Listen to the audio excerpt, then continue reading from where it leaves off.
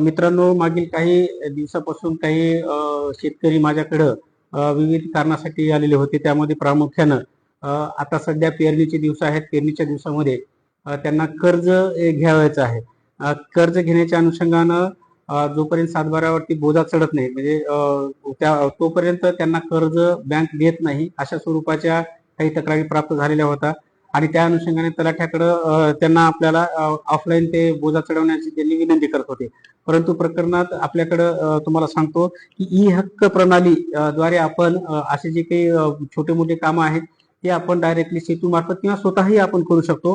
त्यामध्ये बोजा चढवणे किंवा कमी करणे, वारसफेर करणे, त्याच्यानंतर अज्ञान पालन करता कमी करणे, त्याच्यानंतर एखादी विश्वस्त आहे, ट्रस्ट आहे, त्यांची नावं अध्यक्ष वगैरे बदलले असेल तर त्यांची नावं बदल करणे, त्याच्यानंतर एकत्र कुटुंब करता कमी करणे किंवा चढवणे, त्यासोबतच नोंदणीकृत मृत्यूपत्राच्या बाबतचं काही व्यवस्थापन असेल ते करणे, मयत व्यक्तीची नावं कमी करणे किंवा इतर छोटे मोठे जे काही फेरफार आहेत त्याबाबत जी काही अर्ज करायचा आहे हे आपण ई हक्क प्रणालीद्वारे आपण करायचं आहे.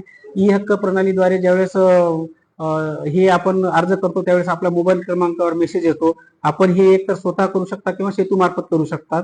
त्यानंतर ही जी काही माहिती आहे ती सर्व तलाठ्यापर्यंत जाईल आणि तलाठी सदैव जे काही तुमचा अर्ज आहे बोजा कमी करण्याचा किंवा चढवण्याचा किंवा इतर आता मी सांगितलं ते त्याविषयी खात्री करेल, नोटीस काढेल आणि तपासणी करून ते परस्पर एक तर नोटीस काढून त्याची मान्यता जर योग्य असेल तर मान्य करेल किंवा जर अयोग्य असेल तर त्याचं रिजेक्ट करेल. त्यामुळे या कारणासाठी हे जे मी आता थोड्या वेळापूर्वी कारण सांगितलेलं आहे, या कारणासाठी कुठल्याही तलाठ्याकडे किंवा मंडळ अधिकाऱ्याकडे जाण्याची आवश्यकता नाही.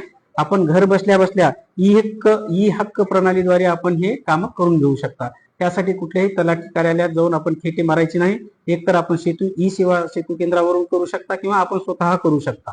धन्यवाद.